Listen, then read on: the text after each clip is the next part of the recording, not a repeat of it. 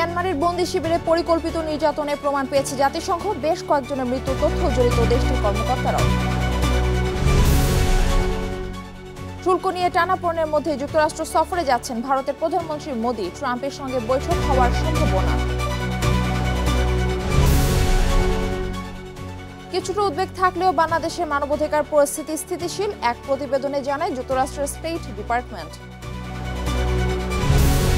এবং গাজায় ইসরায়েলি হামলায় আরো ৭৩ ফিলিস্তিনি নিহত। অবরোধ ও হামলার কারণে সৃষ্ট খাদ্য সংকটে শিশু ও মৃত্যু ৫ জনের।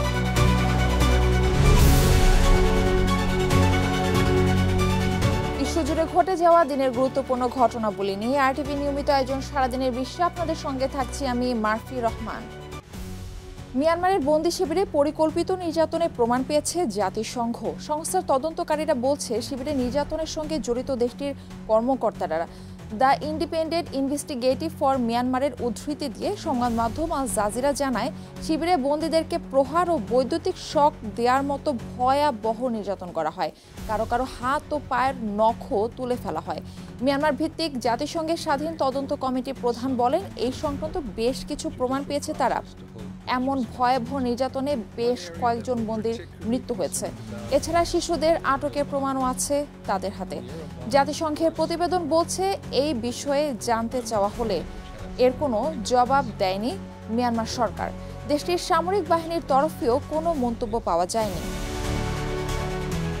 শুল্ক নিয়ে টানাপোড়েনের মধ্যে যুক্তরাষ্ট্র সফরে যাচ্ছেন ভারতের প্রধানমন্ত্রী নরেন্দ্র মোদি। ভারতের পররাষ্ট্র মন্ত্রণালয় বরাতে সংবাদ মাধ্যম ইন্ডিয়ান এক্সপ্রেস জানায়, আগামী সেপ্টেম্বরে জাতিসংঘের সাধারণ পরিষদের বৈঠকে যোগ দিতে যুক্তরাষ্ট্র যাবেন মোদি। আর সে সফরে মার্কিন প্রেসিডেন্ট ডোনাল্ড ট্রাম্পের সঙ্গে বৈঠক হওয়ার সম্ভাবনা রয়েছে ভারতের প্রধানমন্ত্রীর। আগামী ৯ সেপ্টেম্বর যুক্তরাষ্ট্রের নিউ ইয়র্কে শুরু হবে জাতিসংঘের সাধারণ পরিষদের ৮০তম অধিবেশন। ২৩ সেপ্টেম্বর সাধারণ পরিষদে বক্তৃতা দিবেন প্রেসিডেন্ট ট্রাম্প। আর ভারতের সরকার প্রধান হিসেবে পরিষদে মোদি বক্তব্য দিবেন ২৬ সেপ্টেম্বর। সাধারণ পরিষদের অধিবেশনের ফাঁকে ট্রাম্প ও মোদির বৈঠক হতে পারে বলে জানায় মন্ত্রণালয়ের কর্মকর্তারা। কিছুটা উদ্বেগ থাকলেও বাংলাদেশের মানবাধিকার পরিস্থিতি স্থিতিশীল। যুক্তরাষ্ট্র সময়ে মঙ্গলবার রাতে প্রকাশিত এক প্রতিবেদনে এই তথ্য জানায় দেশটির স্টেট ডিপার্টমেন্ট। প্রতি বছরের মতো এবারও বিশ্বের বিভিন্ন দেশের মানবাধিকার পরিস্থিতি নিয়ে প্রতিবেদন প্রকাশ করে যুক্তরাষ্ট্র।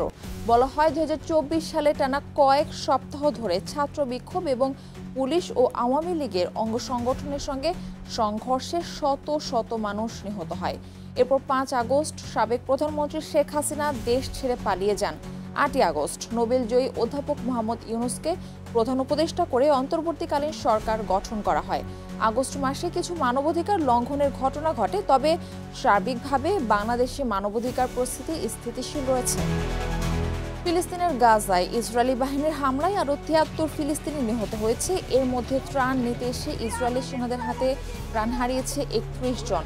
একই সময় ইসরায়েলি অবরোধ ও হামলার কারণে সৃষ্ট খাদ্য সংকটে ৬ বছরের শিশুসহ মৃত্যু হয়েছে আরও ৫ জনের।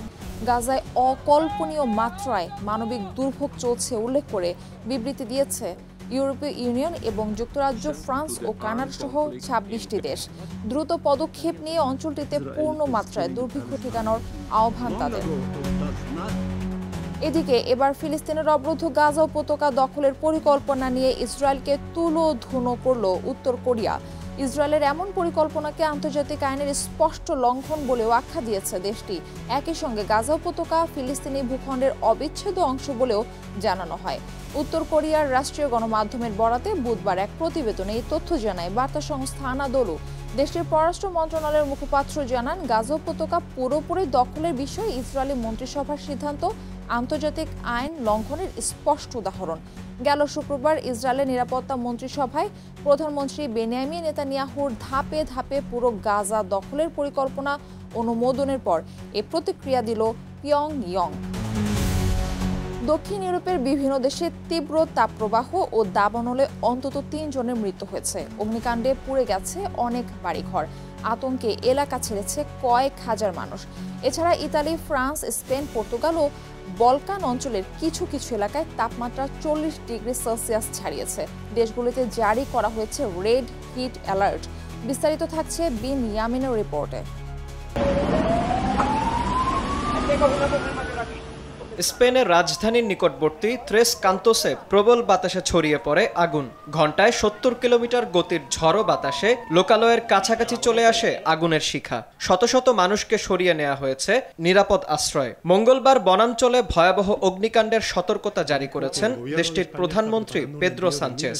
তিনি জানান, আগুন নেভাতে নিরলসভাবে চেষ্টা চালিয়ে যাচ্ছে দমকল ও উদ্ধার কর্মীরা। স্পেনের উত্তর পশ্চিমাঞ্চলে 30টির বেশি স্থানে দাবানল দেখা দিয়েছে। সেখানকার প্রায় 4000 মানুষকে অন্যত্র সরিয়ে নেওয়া হয়েছে। অন্যদিকে দক্ষিণাঞ্চলীয় আন্দালুসিয়া থেকে সরিয়ে নেওয়া হয়েছে আরও 2000 মানুষকে। দেশজুড়ে আগুন নিয়ন্ত্রণে কাজ করছে প্রায় 1000 সেনা সদস্য। প্রতিবেশী দেশ পর্তুগালেও ছড়িয়ে পড়েছে দাবানল। দেশটিতে সক্রিয় 3টি বড় দাবানলের মধ্যে সবচেয়ে ভয়াবহটি নিয়ন্ত্রণে আসে মঙ্গলবার। সেখানে 1300-র বেশি দমকল কর্মী এবং 14টি বিমান আগুন নেভানোর কাজে অংশ নেয়।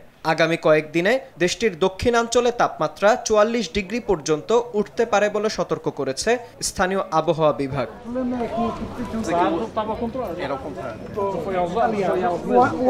এদিকে অতিরিক্ত গরমে বেহাল দশায় ইতালির মানুষ।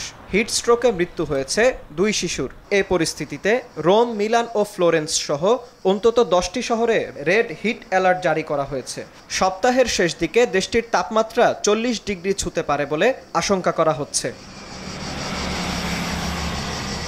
অন্যদিকে ফ্রান্সেরও প্রায় 75% এলাকায় হিট অ্যালার্ট জারি করা হয়েছে।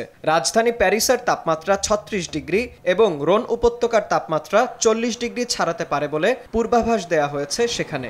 দেশটির স্বাস্থ্যমন্ত্রী জানিয়েছেন, কয়েক সপ্তাহের মধ্যে আবারও এই তাপপ্রবাহের কবলে পড়বে বেশ কয়েকটি শহর। তবে দ্বিতীয় দফার প্রভাব সামলাতে হাসপাতালগুলো প্রস্তুত রয়েছে বলে নিশ্চিত করেন তিনি।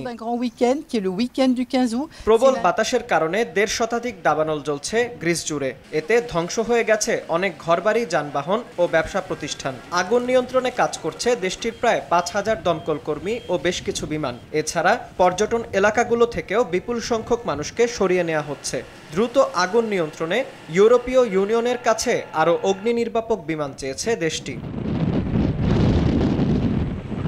যুক্তরাজ্যে 4র্থ দফা দাবদাহে দেশটির তাপমাত্রা 33 ডিগ্রিতে পৌঁছেছে। এতে ইংল্যান্ড জুড়ে হলুদ সতর্কতা জারি করেছে প্রশাসন। মঙ্গলবার লন্ডনের 2টি স্থানে আগুন ছড়িয়ে পড়ে। এতে শহরের 17 একরের বেশি এলাকা পুড়ে গেছে। অন্যদিকে মঙ্গলবার ক্রোয়েশিয়ার স্প্লিট শহরের বড় দাবানল নিয়ন্ত্রণে এসেছে। এছাড়া মন্টিনিগ্রোতে আগুন নেভাতে গিয়ে নিহত হয়েছেন আরও 1 সেনা সদস্য।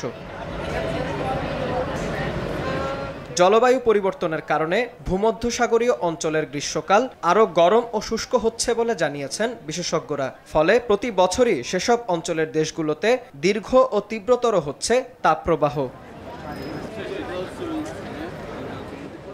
বিনয়ামিন, RTV।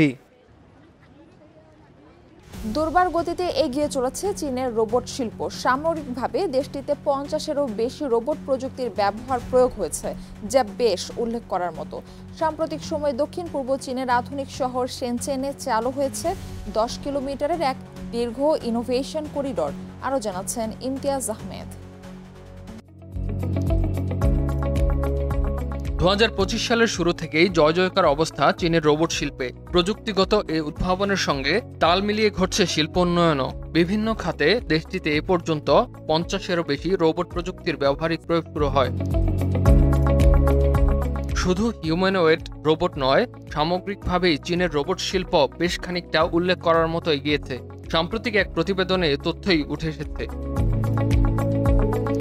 সম্প্রতি দক্ষিণ চীনের শেনচেনে 10 কিলোমিটার দীর্ঘ একটি ইনোভেশন করিডর চালু হয়, যা শুধু রোবোটিক্স ও এমবডিড AI এর ব্যবহারিক কেন্দ্র হিসেবে ব্যবহার করা হয়। রোবট উপত্যকা নামে পরিচিত এই এলাকা বর্তমানে রোবট প্রযুক্তি ও উদ্ভাবনের জমজমাট কেন্দ্র। সেন্সর, 3D ভিশন ও লার্জ মডেল প্রশিক্ষণ কোম্পানিগুলোর মধ্যে এখানে ঘনিষ্ঠ সমন্বয় তৈরি হয়েছে। 2025 সালের প্রথম 6 মাসে চীনে শিল্প রোবট উৎপাদন বেড়েছে 35.6%, আর সেবা সংক্রান্ত রোবট উৎপাদন বেড়েছে 25.5%। বর্তমানে দেশটিতে 9,30,000-এরও বেশি রোবট সংশ্লিষ্ট কোম্পানি আছে।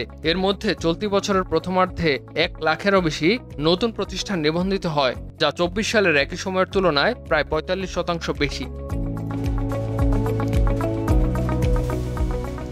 ইমতিয়াজ আহমেদ, RTV। আর এরই সাথে শেষ করছি সারাদিনের বিশ্ব। RTVর সাথে সংযুক্ত থাকুন, মতামত জানান RTVর সামাজিক যোগাযোগ মাধ্যমগুলোতে।